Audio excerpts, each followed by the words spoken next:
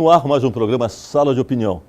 E ao nosso lado, Anísio Goraieb, professor, historiador, economista e um grande professor de história, da nossa história, da história de Porto Velho, da história de Rondônia. Bem-vindo, professor Anísio, mais uma vez. Obrigado, Aparecido. É uma honra estar aqui. Eu quero aqui agradecer a minha última estadia nesse programa aqui, minha participação. O acesso que as pessoas tiveram, o quanto foi assistido e onde a gente passa, as pessoas comentam. Eu fico muito feliz de retornar aqui pela audiência do seu programa, porque a gente pode levar um pouco mais da nossa história. Obrigado mesmo. Isso é muito gratificante, né? Muito, muito. Você chegar no local, chegar no trabalho, poxa, eu te vi na TV com a Aparício, parabéns, muito obrigado, gostei. Isso é muito bom, é gratificante. Obrigado pela audiência aí. Mas assim, nós estamos vivendo uma fase, como já é super interessante, uma fase de mudanças, e Porto Velho, na esperança de uma Porto Velho cada vez melhor, e nós temos que fazer também uma reflexão do que foi Porto Velho na década passada, principalmente na década de 30. Eu gostaria que o senhor falasse sobre Porto Velho, as grandes festas que ocorreram aqui no município de Porto Velho, desde o ano 30, da década de 30. O que é interessante, Aparício, é que Porto Velho sempre foi uma cidade muito festiva. Os americanos trouxeram isso para cá. Você tem uma ideia, na construção da ferrovia Madeira-Mamoré, todo 4 de julho os americanos, vejam, me refiro a 1907, 1908, 1910, os americanos hasteavam sua bandeira, né, colocavam seu hino para tocar e bebiam e dançavam. Então, sempre teve esse ar festivo na cidade. E o primeiro clube de Porto Velho, olha que interessante, surgiu por acaso. Havia um refeitório chamado Refeitório General Mess, em homenagem a um general norte-americano. Esse refeitório era um refeitório de madeira, era um salão enorme, onde a Madeira Mamoré servia até 2.000 refeições por dia. O que acontece? Os americanos tinham um hábito que nós copiamos, aquela história. Vamos, no final do mês, reunir todos os aniversários daquele mês e comemorar, fazer uma festa, fazer um jantar, fazer um baile, fazer uma brincadeira. Natal, Ano Novo, todas as festas que tinham eram naquele salão, porque era o maior salão que havia. Conclusão, isso foi construído esse salão em 1908, que era o refeitório da Estrada de Ferro Madeira Mamoré. Em 1919, o local tinha tanta festa que resolveram fazer um clube. Então fizeram um clube do Internacional. Olha que interessante, por que Internacional? Porque os americanos tinham construído um prédio na década de 15, em 1915, e tinham batizado esse prédio como Edifício Monte Líbano, causou uma ciumeira.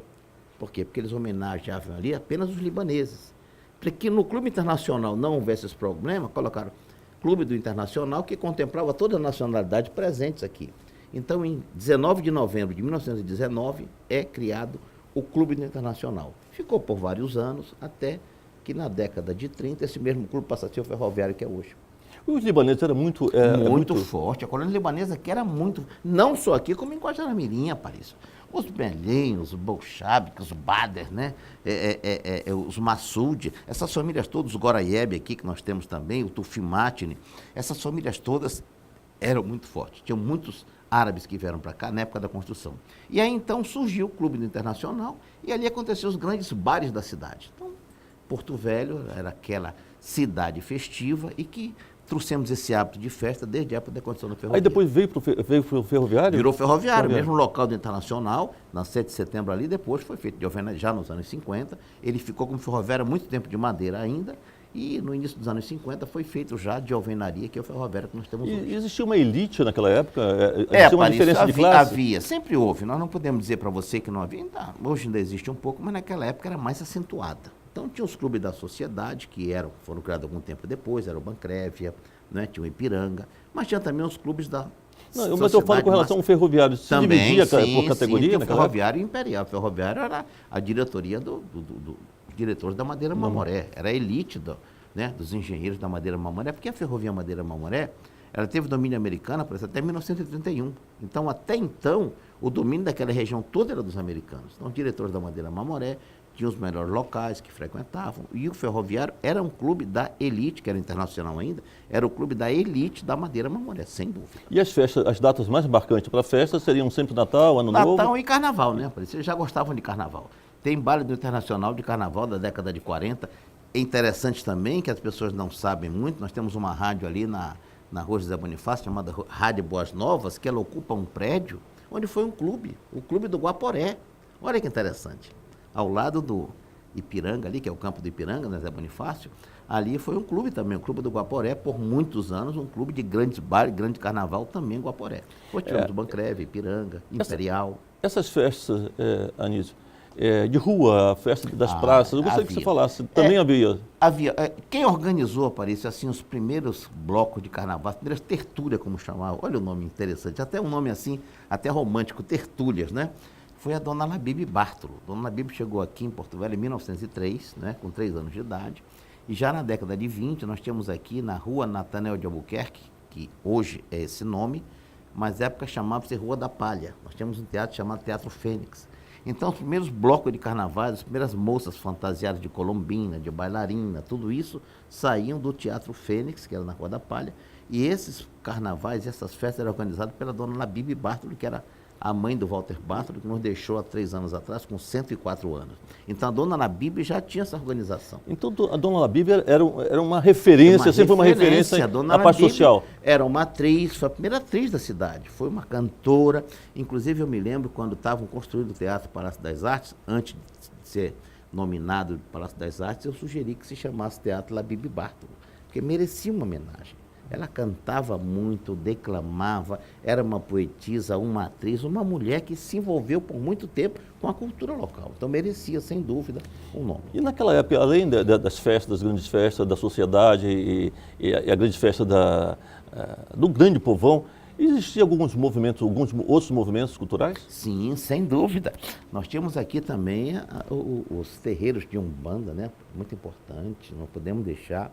Temos hoje a Maternidade Mãe Esperança, em homenagem à mãe, uma mãe de santo, Esperança, que atuava ali próximo de Santa Bárbara, né? Tinha um Samburucu, né? Então todos esses terreiros também tinham essa forma, digamos assim, esta religião que era levada ao pé da letra, tanto a Umbanda como o Espiritismo, e essas pessoas frequentavam aquilo como religião. Iam todas de branco, frequentavam, dançavam, tocavam tambores e eram respeitadas. Hoje são, mas você não tem mais a incidência que havia naquela época, que chamavam os terreiros de macumba. Né? Mas a religião em Porto Velho, na realidade, era o que católica, predominava? Primeiro, olha, o interessante que você está me perguntando com relação à cultura religiosa aqui. O primeiro templo religioso aqui foi construído lá em Santo Antônio, que foi a primeira igreja católica, em 1913, a igreja de Santo Antônio. Mas em Porto Velho, o primeiro templo religioso foi a primeira igreja batista, Presidente Dutra com o Duque de Caxias. Que hoje tem o... Hoje continua. Ali, na Presidente Dutra com o Duque de Caxias, né? Aquela igreja ali, aquele ali é o templo evangélico mais antigo da cidade de Porto Velho. De que ano? 1910, certo? O que acontece? Somente em 1922 é que foi construída a primeira igreja católica em Porto Velho, que era no local onde hoje é o Palácio do Governo, que desabou com uma ventania. Em 1927 iniciam as obras da catedral, onde ela está até hoje. E uma curiosidade, o engenheiro que fez o projeto da Catedral Sagrado do Coração de Jesus era um engenheiro chamado Francisco S., avô do Chiquelito S., era um engenheiro da Estrada de Ferro Madeira Mamoré. Então a catedral iniciou onde ela está hoje, em 27, foi concluída totalmente nesse formato que ela tem hoje, somente em 45. Então, a predominância da Igreja Católica era muito grande. Nós tínhamos apenas 2 igrejas evangélicas, a Batista e a Assembleia de Deus, que nós temos como pastor hoje, referência aí, o pastor Joel Roda, que eu mando um abraço aqui, que preside a Assembleia de Deus há muito tempo. Grande abraço. Inclusive, acaba de eleger a sua filha, né? A Joelma agora, foi eleita vereadora também, um abraço. Parabéns, a Joelma, parabéns, também. Né? Então, o que acontece? A igreja evangélica que nós tínhamos era a Igreja Batista e a Igreja Evangélica. E a católica predominava àquela altura. Também eram somente essas 2 que a gente chamava quando era criança. Fulano não é da católica, então ele é crente. Lembra esse termo que usavam, né? Fulano é crente ou não é, né? Deixa que todos nós cremos alguma coisa, todos nós somos crentes. Mas tinha esse termo do crente. E aí, então, tinha essa força da Igreja Católica, tá? Acima de tudo. E as pessoas que realmente frequentavam a Umbanda, frequentavam o Espiritismo, esse outro tipo de religião que eles chamavam de alternativa, não era muito reconhecida, muito respeitado na época ainda, eram aquelas pessoas que eram da sociedade um tanto quanto alijadas e escondidas, tinham vergonha de dizer que frequentavam esses terreiros de macumba. Vamos fazer aqui um pequeno intervalo em Sala de Opinião, mas já voltamos.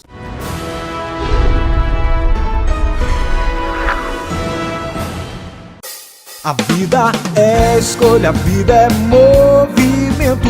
Então não saia do seu lugar. Vem pra Finca, navegue pelas águas do conhecimento. Na Finca não tem como errar, é fazer a diferença. Vem pra Finca, vem estar preparado para a vida. Vem pra Finca, vem. Vem pra vida, vem pra Finca. A Finca é o seu lugar. Vem pra Finca, vem pra vida, vem pra Finca. Você vai se orgulhar. Vem pra Finca. O que seria da ciência sem a estrutura? O que seria da estrutura sem os mestres? O que seria dos mestres sem o professor? O que seria dos professores sem os alunos? O conhecimento é a chave que abre todas as portas. A Finca e a Metropolitana detêm o conteúdo e passa para você o conhecimento. Vestibular 2017-1. Provas dia 13 de novembro. Inscreva-se pelo site www.finca.com.br. Finca e Metropolitana. O vestibular da sua vida.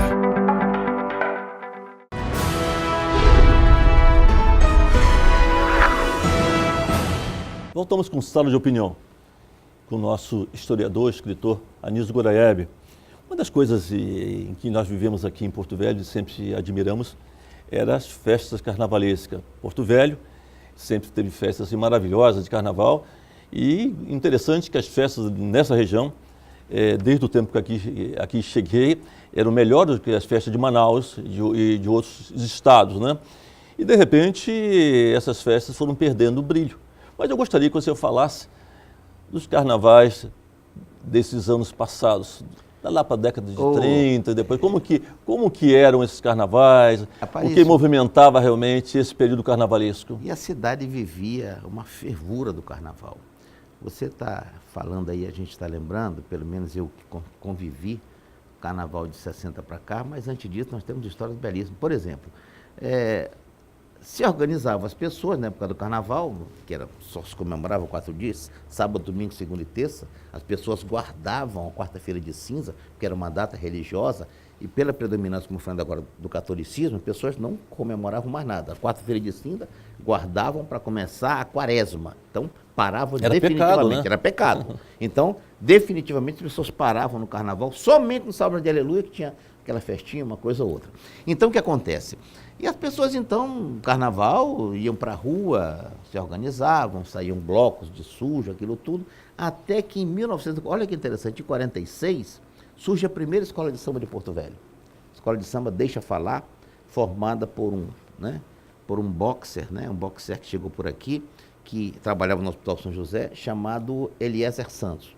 Ninguém conhecia por esse nome, porque ele era popular Bola 7. Então, Bola 7, que tem uma história interessante, só um parênteses assim, o Bola 7 veio para cá como soldado da borracha. E o Bola 7 no navio se destacou na viagem do Nordeste até aqui, que ele era baiano, e o Bola 7 sabia ler. Então ele lia para todo mundo no navio. Então ele lia os jornais, lia as revistas, e se destacou. Quando ele chegou, disseram, olha, aquele cara ali sabe ler. E era muito raro. Aquelas pessoas que vinham do Nordeste, soldado da borracha, Segunda Guerra Mundial, início dos anos 40, poucos eram alfabetizados. Como ele se destacou, e ele foi para ser destacado numa colocação de um seringal de borracha, disseram, não, esse saber ler tudo bem, então vem cá. Botaram para trabalhar no Hospital São José. Então ele deixou de ser seringueiro para ser um funcionário administrativo, pelo fato de saber ler.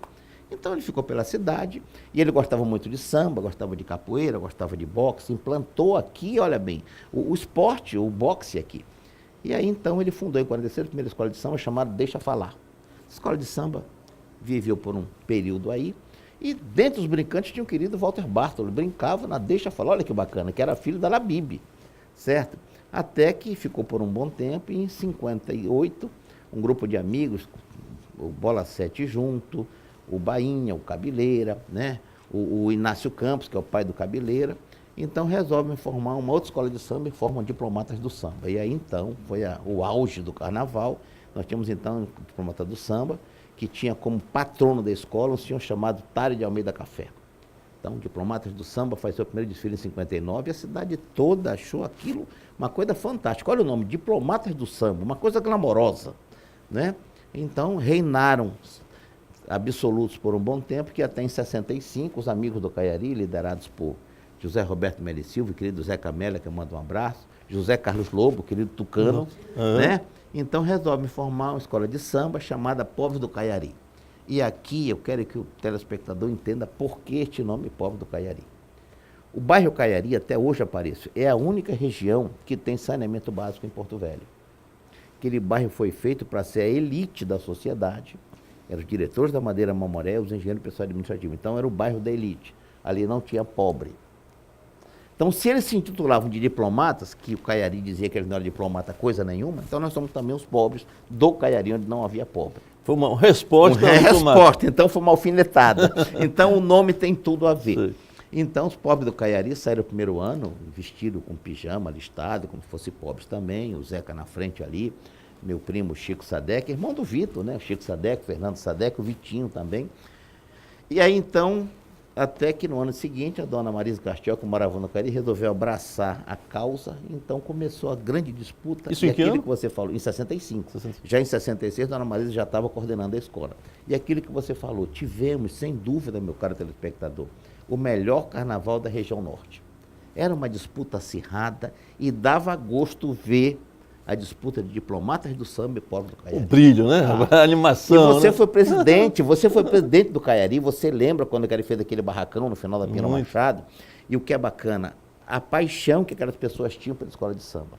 Infelizmente, essas coisas aqui não duram muito. Você falou, Aparício, uma coisa agora, que nós já tivemos. Porto Velho tem muita coisa que foi, muita época que nós lembramos que uma terra do já teve, já foi. É uma pena. Dá uma saudade, né? Dá uma saudade. E o que é interessante, nós tínhamos as grandes escolas de samba, de ponta, Caiari Diplomata, e depois surge a Castanheira, você lembra? Arigolândia se arrumou, o bairro se uniu para fazer uma escola de samba que veio competir de igual para igual. Isso é que é bacana. E então, brilhou, né? Nós tivemos 3 escolas de samba aqui de qualidade. Então isso é muito importante. Infelizmente, nós não temos mais, né, as 3, mas nós temos também o carnaval que, devido a dificuldades de apoio, de estrutura pública, no caso, o governo muitas vezes repassa, tem a associação, tem a DESC, é preciso que nós voltemos a ter aquele carnaval que nos dava orgulho, sem dúvida. E os blocos? Os blocos carnavalescos? O bloco carnavalesco, uma coisa bacana. Nós tínhamos aqui uma grande rivalidade, as pessoas não sabem, nós tínhamos aqui um senhor chamado Valdemar Cachorro, né? E tínhamos também o Inácio Campos. Esses dois eram uma rivalidade tremenda. O Inácio Campos tinha paixão por alegorias. Ele gostava de fazer carros alegóricos, imitando disco voador, imitando foguete, essas coisas todas. Inácio Campos, para quem não sabe, é o pai do Cabeleira, né?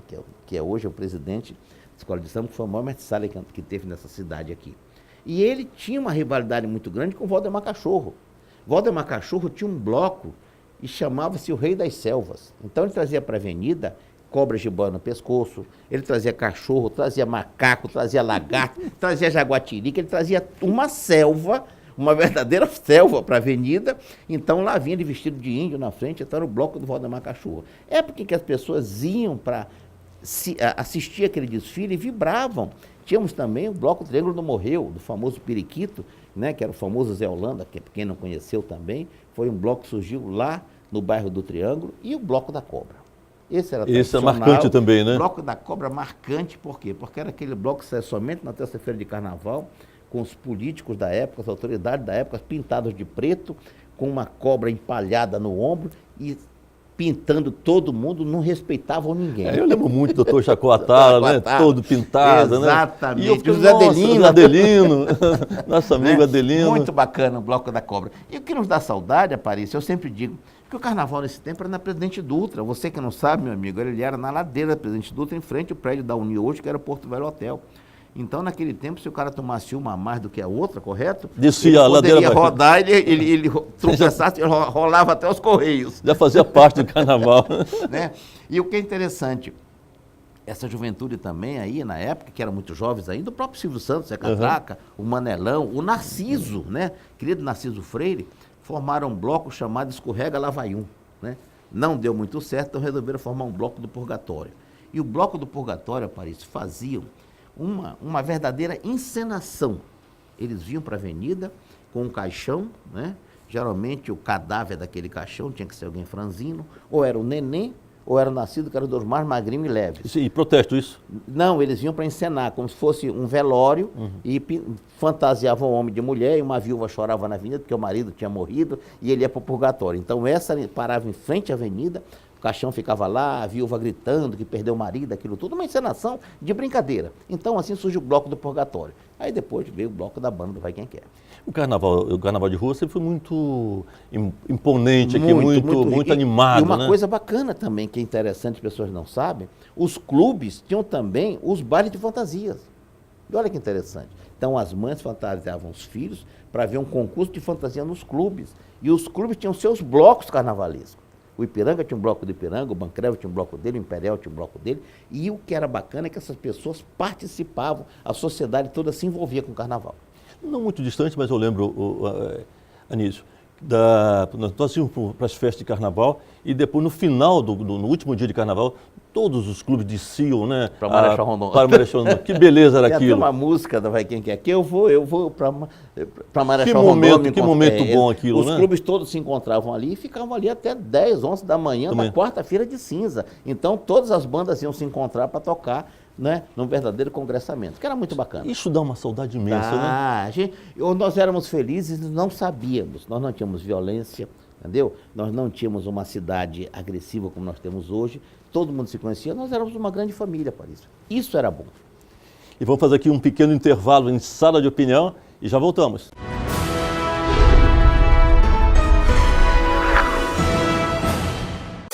A vida é escolha, a vida é movimento. Então saia do seu lugar, vem pra fincar. Navegue pelas águas do conhecimento. Na finca não tem como errar, é fazer a diferença. Vem pra finca, vem estar preparado para a vida. Vem pra finca, vem. Vem pra vida, vem pra finca. A finca é o seu lugar. Vem pra finca, vem pra vida, vem pra finca. Você vai se orgulhar. Vem pra finca. O que seria da ciência sem a estrutura? O que seria da estrutura sem os mestres? O que seria dos mestres sem o professor? O que seria dos professores sem os alunos? O conhecimento é a chave que abre todas as portas. A Finca e a Metropolitana detêm o conteúdo e passa para você o conhecimento. Vestibular 2017-1. Provas dia 13 de novembro. Inscreva-se pelo site www.finca.com.br. Finca e Metropolitana. O vestibular da sua vida.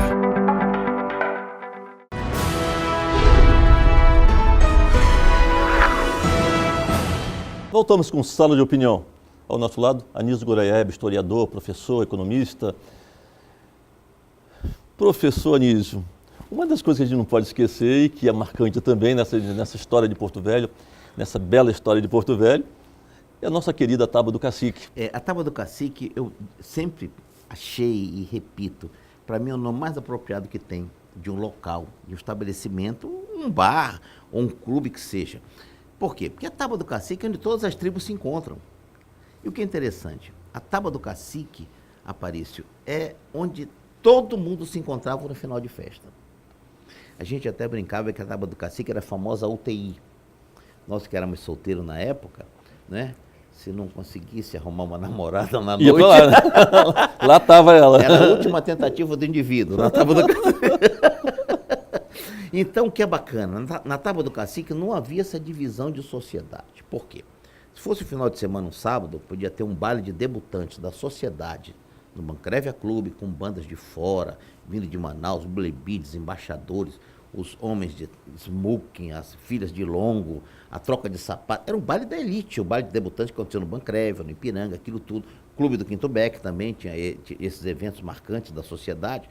Mas no final da noite, depois das 2 da manhã, todo mundo ia para a Tábua. Não só o clube da elite, como o clube, né, não da sociedade, não da elite, como nós tínhamos também aqui o Danúbio, né, nós tínhamos outros clubes não tão, com pessoas tão abastadas. E tínhamos também, o que acontece? As boates. Tínhamos o Joá, Palace Hotel, que já estava, né, no auge também.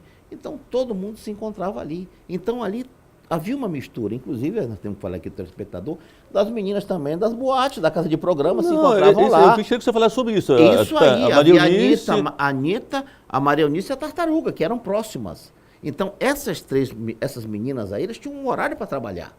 Ou seja, chegou 2 horas, não tem mais cliente, ou se tiver, acabou, o bote vai fechar, elas estão liberadas para ir para onde elas bem entender. Então, elas iam para a Tábua do Cacique, iam para se divertir, para dançar, para brincar. Então, lá era um lugar, como eu falo para você, onde não havia essa divisão. Por isso que era uma Tábua do Cacique, onde todas as tribos de suas mais diversas conceitos se encontravam. Então, ali era o nome apropriado do querido Carmênio, que eu mando um abraço. Carmênio. E o Carmênio tem uma história interessante. O Carmênio, na Revolução de 64, o Carmênio era o presidente da União Nacional dos Estudantes aqui, ele foi levado para depor na polícia, no Exército Brasileiro, porque ele era contra o golpe militar. O Carmênio teve uns perrengues meio feios na época da ditadura.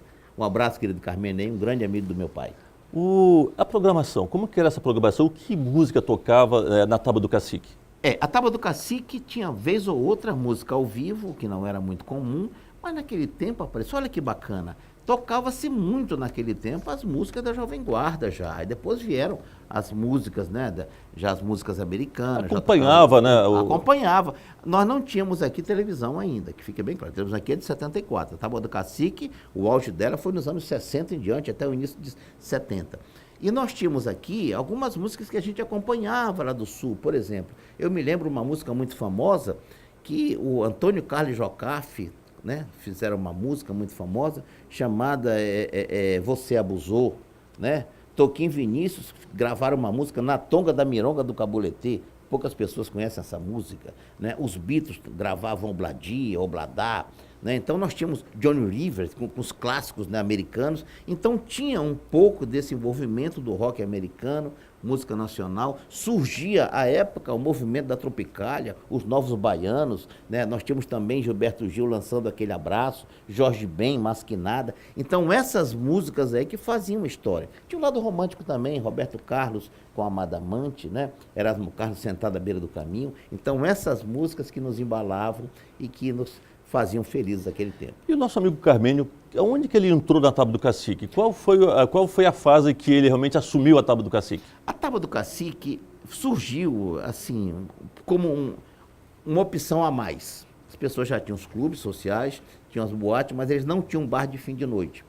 Porque nós tínhamos o Joá Palace Hotel, que era o Joá ali em frente à casa do seu Euro Torinho, que era um hotel que servia de boate, que era o lugar mais frequentado na época, mas aquela noite de Porto Velho, ela acabava muito cedo. E a Tábua veio para continuar. Quando você queria tomar um caldo, quando você queria comer alguma coisa antes de dormir, quando você queria bater um papo para conversar como foi a noite, avaliar, entendeu? Sentar com os amigos, olha, hoje foi bacana, nós curtimos isso, fomos isso. Então ela surgiu para ser aquele lugar chamado fim de noite. Então a Tábua do Cacique se inseriu nesse contexto e fez sucesso por muitos anos. Inclusive, é bom que o telespectador saiba, todo ano dos carnavais, a Tábua do Cacique ela tem um baile na segunda-feira. Lógico, eu Você não vou. Não só o melhor baile. Eu vou me prestigiar e prestigiar o nosso amigo Carmênio. É o melhor baile que nós temos, que é um baile de marchinha, portanto, você se prepare, toda segunda-feira de carnaval, você tem o melhor baile da cidade. A Tábua do Cacique, do querido Carmênio, frequente, vá conhecer que não tem nada melhor. Não pode faltar. Exatamente. Mas existia algum clube na época que concorria com ele nesse nível? Não. Até porque os outros todos já estavam fechando. E somente ele era fim de noite, àquela altura. Não tinha nada disso. Nós tínhamos aqui também, o que é bacana, o Ferreira tinha uma araribóia também, tinha o Sema, Mas esses todos começavam cedo, 2, 3 horas da manhã já estavam morrendo, e é a hora que o Tábua do Cacique estava fervilhando, esperando que esses fechassem para ele começar, e ficava até de manhã. E marcou presença. Mas que ano foi, na realidade, que apareceu a Tábua do Cacique? Tábua do Cacique surgiu em 68. É novo, né? É novo. Tábua do Cacique em 68 surgiu e ficou aí até hoje. Sofreu um incêndio, você sabe. Sei, lógico. O Carmênio teve um prejuízo muito grande, mas ele está aí. Eu tive o prazer de entrevistá-lo e até sugiro a você que traga o Carmênio aqui. Já está convidado, né? Pronto. O Carmênio está convidado. Conta a história. A Tábua do Cacique é fantástico. O Carmênio tem muitas histórias para contar, dele inclusive, da vida dele, como ele chegou aqui. Precisa contar a sua história aqui. Anizinho, nós falamos que, na realidade, a vida cultural e a vida folclórica, como que era o folclore, nós não tocamos nesse assunto, eu gostaria que você falasse sobre isso. Aparício, nós tivemos aqui, quando nós éramos crianças, olha que coisa bacana, nossos pais contratavam um boi-bumbá para tocar na sua casa. Então, eles contratavam um boi, tinha o corre-campo, flor do campo. Então, não havia o festival Flor do Maracujá que existe hoje, né? Flor do Maracujá surgiu no início dos anos 80. É coisa nova, já surgiu na quadra ali do Colégio Rio Branco, como era mostras e quadrilhas de quadrilhas e boi-bumbás. Começou, por acaso, numa escola e surgiu o que é hoje o Flor do Maracujá. Quando nós éramos adolescentes aqui, os pais contratavam um boi para tocar na sua casa, por X um exemplo. Custa R$500, tudo bem. Então vem para sua casa, então você preparava uma festa, né, na quadra junina ali, na época junina, e convidava os vizinhos para assistir, o boi vinha, se apresentava, tinha todo aquele ritual do vaqueiro vinha, mata o boi, não sei o que, o boi ressuscita. E o interessante era no momento em que o dono do boi, ou seja, receber o cachê. É quando ele cortava a língua do boi, pegava um pedacinho de pano vermelho, ele cortava a língua do boi, chegava até o dono da casa que estava sentado num lugar de destaque esperando para ele receber a língua do boi, ele pagava o cachê quando ficava com a língua do boi. E depois o boi conseguia cantar e ressuscitava e voltava a dançar. Então havia muito disso. E quadrilhas também, havia muitas quadrilhas aqui na época em que nós ensaiávamos quadrilhas, nós só tínhamos a quadra do Barão e da Terceira Companhia. Olhem bem, Porto Velho tinha 2 quadras só, 2 quadras de cimento, olha que interessante. A do Barão e da Terceira Companhia, na Duque de Caxias. Então, nós ensaiávamos muito na quadra do Barão e a gente brincava quadrilhas de escolas. Então, era o que tinha. E o boi-bumbá, que vinha nos bairros, aquelas pessoas mais distantes, não tinham o luxo que tem hoje, é claro, nós não tínhamos ainda essas alegorias todas que nós temos, nós não tínhamos essas fantasias que nós temos hoje, riquíssimas aí, mas tínhamos pelo menos a brincadeira e o início do folclore. Eu já fui índio de muito boi-bumbá, quando eu tinha 10, 11 anos, adorava ficar ali dançando de tanga, cheio de cocá na cabeça, brincando de boi-bumbá. E com relação, por exemplo, como que fazia a divulgação? Qual a rádio que funcionava? Existia algum meio de comunicação? Primeira rádio de Porto Velho, primeira rádio de Porto Velho foi a Rádio Difusora do Guaporé. Essa rádio surgiu na década de 50, final dos anos 50, inclusive, quero aqui deixar registrado, que tinha como locutor um dos primeiros apresentadores, o saudoso Tavernar Neves, que era sobrinho do Simeão Tavernar, que teve uma participação num programa meu de rádio. Ele morava em Belém, faleceu há 5 anos, e durante 1 ano e meio ele participou de um programa meu. Ele entrava por telefone todo sábado, lembrando da Rádio Difusora do Guaporé. Essa rádio funcionava, né, ali onde hoje é o estádio Alísio Ferreira, era a Rádio Difusora do Guaporé. Em 61, Padre Vitor Hugo, com autorização do Dom João Batista Costa, funda a Rádio Caiari. Então a Rádio Caiari não tinha local para se instalar, e ela começou funcionando debaixo da escada do Colégio Dom Bosco. E um dos primeiros sonoplastas da Rádio Caiari chamava-se Bianor Caminha, e o irmão dele, que era o Silvio Santos, Zé Catraca. Era, naquele tempo, era da técnica, sonoplasta. Então, a Rádio Caiari foi ao ar em 61, e no dia da inauguração, teve um discurso na frente do Colégio Dom Bosco, de Dom João Batista Costa, junto com o primeiro locutor da rádio, chamado Petrônio Gonçalves, e também presentes as autoridades, Nelly Guimarães e o professor Orlando Freire. Então, a Rádio Caiari entrou no ar. Enquanto ela estava no ar, o Padre Vitor Hugo pegava a sua lambreta, ia andar um pouquinho, pedia: você está com o rádio ligado? Tá. Como é que está o som aqui? Se estava achando ou não para mudar a antena. Ele andava a cidade toda percorrendo. Foi um grande, né? Que trabalho, hein? Um trabalho incansável que ele fez na comunicação. Então, a Rádio Caiari foi instalada em 61 e ficou como a única rádio por muitos anos. Só em 74 que surgiu, né, a televisão aqui. Então, até então, o meio de comunicação era através da Rádio Caiari, que tinha um trabalho fantástico chamado Aviso para o Interior. As pessoas não têm noção do que era um programa que mandava recado para o Baixo Madeira. Não tínhamos telefone, não tínhamos televisão nem rádio lá. Mas eles conseguiam pegar, porque era a rádio AM, ela tem um alcance grande. A rádio FM é uma rádio exclusivamente de zona urbana. A rádio FM não tem um alcance, tem uma rádio AM. Então, a Rádio Caiari fez um trabalho social importantíssimo para todos os ribeirinhos que aí estão aí. E nossa homenagem a todos os profissionais que tiveram nessa batalha por muitos anos, levando a comunicação, né, a informação em locais muito distantes. Inclusive, as primeiras transmissões de futebol foram feitas pelo querido Walter Santos, que está aí até hoje, né? Osmar Vilhena foi locutor da Rádio Caiari, Humberto Amorim, que já nos deixou, né? Então, essas pessoas todas aí que foram os grandes locutores da rádio. E na minha infância eu me lembro de um programa chamado Tábua de Balanço, apresentado pelo querido Elverto Johnson, que era o programa da Jovem Guarda, e tocava todas as músicas do Roberto Carlos, do Erasmo, da Vanderleia, dos Vips, dos anos 60. Vamos fazer aqui um pequeno intervalo em Sala de Opinião e já voltamos.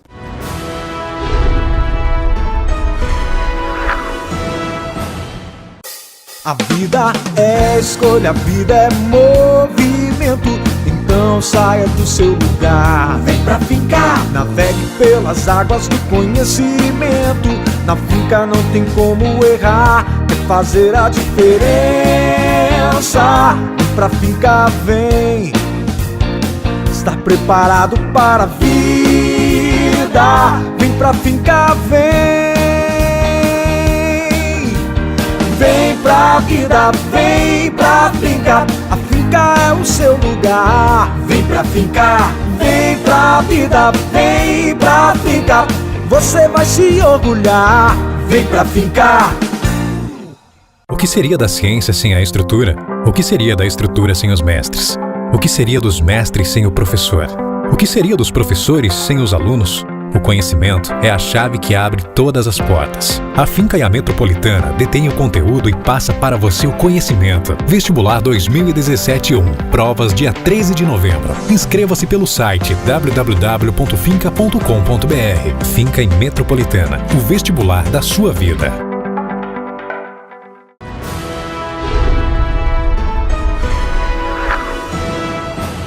Voltamos com Sala de Opinião. E logicamente que a saudade está voltando a esses tempos maravilhosos em que vivemos em Porto Velho e que deixou assim lembranças magníficas, né?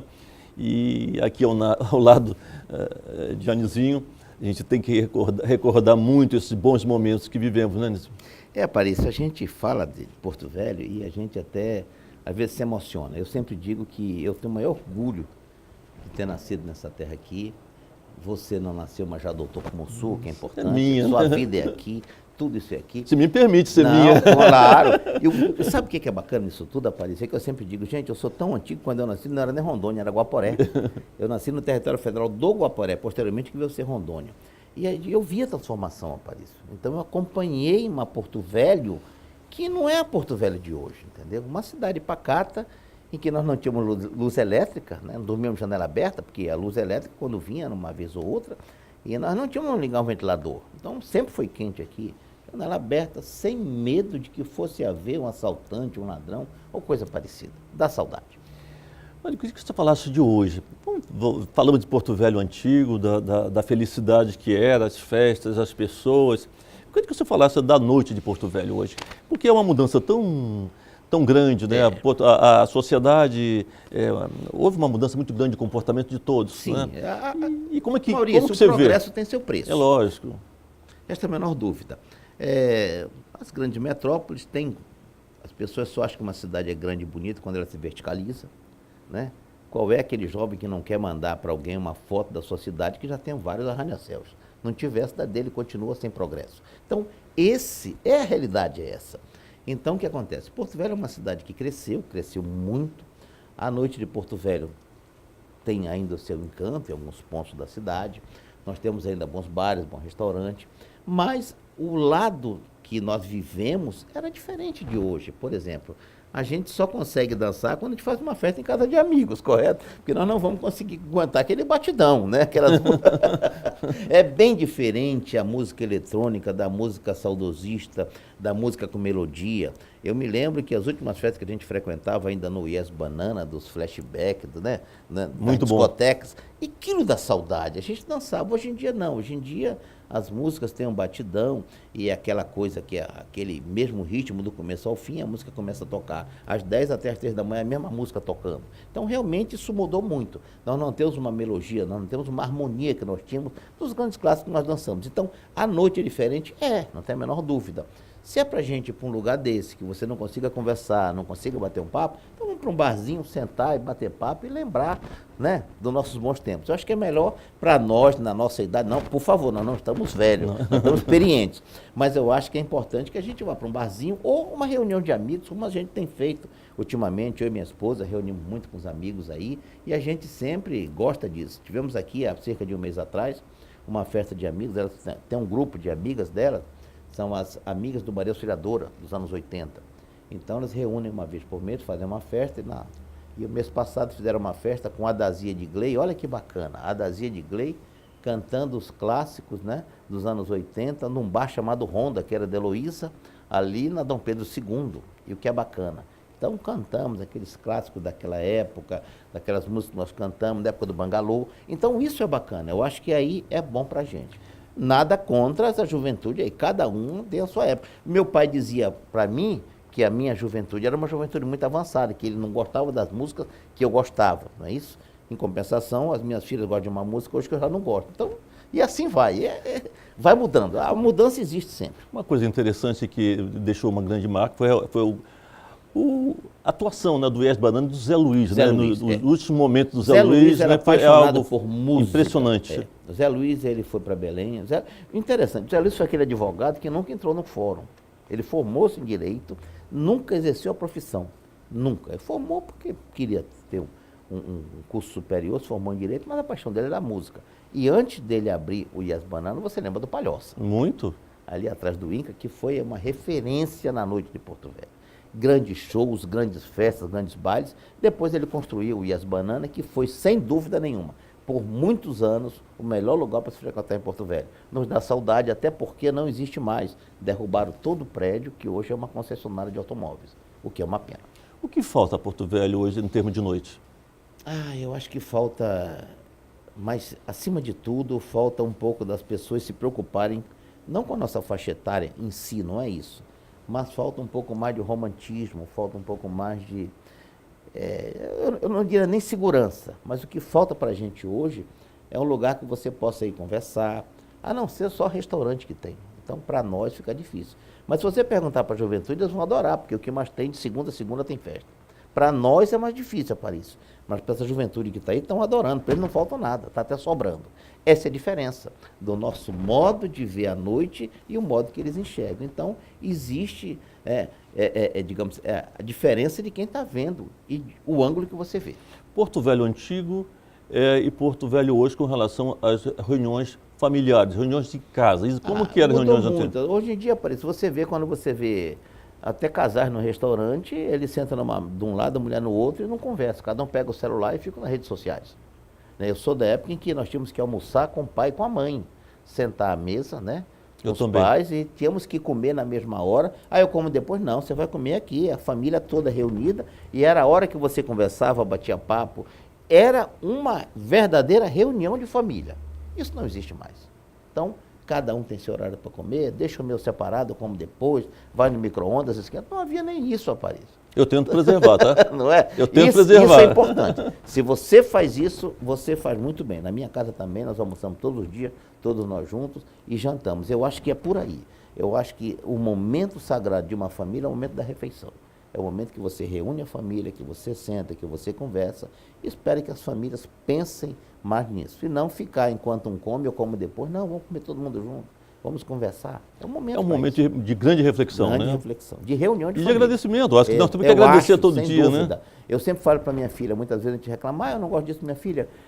No meu tempo ninguém tinha que escolher. Comia o que tinha. E não era muita coisa. Essa é a diferença. E a dificuldade que nós tínhamos também, né? Sem dúvida. Todo mundo. Filha até para comprar carne. É lógico. Né? Fila da carne é uma coisa impressionante, não existe mais. Mas meu pai é para filhas 2 da manhã. Muitas vezes por falta de dinheiro também, né? Por falta de dinheiro também, exatamente. Né? Sem dúvida. Era a crise e a dificuldade que tinha.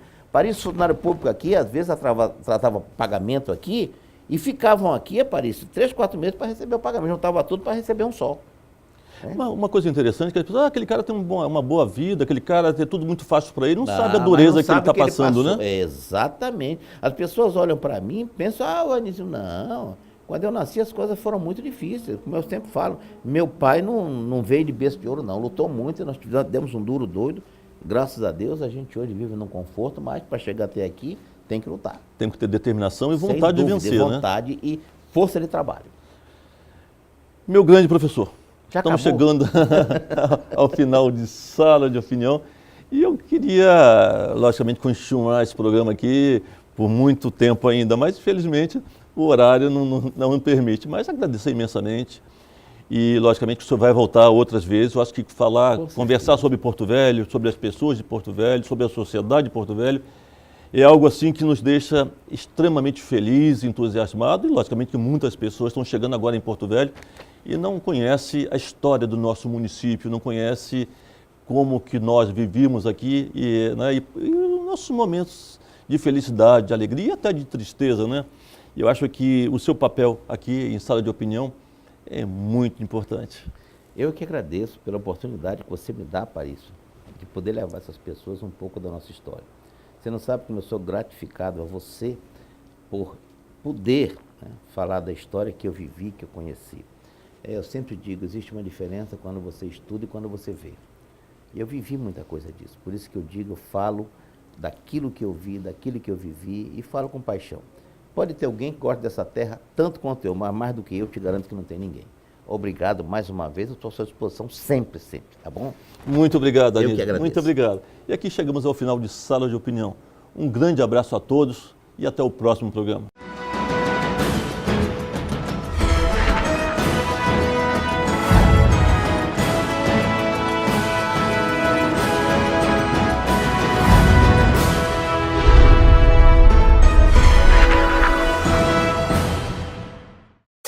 A vida é escolha, a vida é movimento.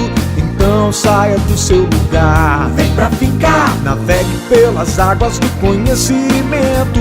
Na finca não tem como errar, é fazer a diferença. Vem pra finca, vem estar preparado para a vida. Vem pra finca, vem. Vem pra vida, vem pra finca. A finca é o seu lugar. Vem pra finca, vem pra vida, vem pra finca. Você vai se orgulhar. Vem pra finca. O que seria da ciência sem a estrutura? O que seria da estrutura sem os mestres? O que seria dos mestres sem o professor? O que seria dos professores sem os alunos? O conhecimento é a chave que abre todas as portas. A Finca e a Metropolitana detêm o conteúdo e passa para você o conhecimento. Vestibular 2017-1. Provas dia 13 de novembro. Inscreva-se pelo site www.finca.com.br. Finca e Metropolitana. O vestibular da sua vida.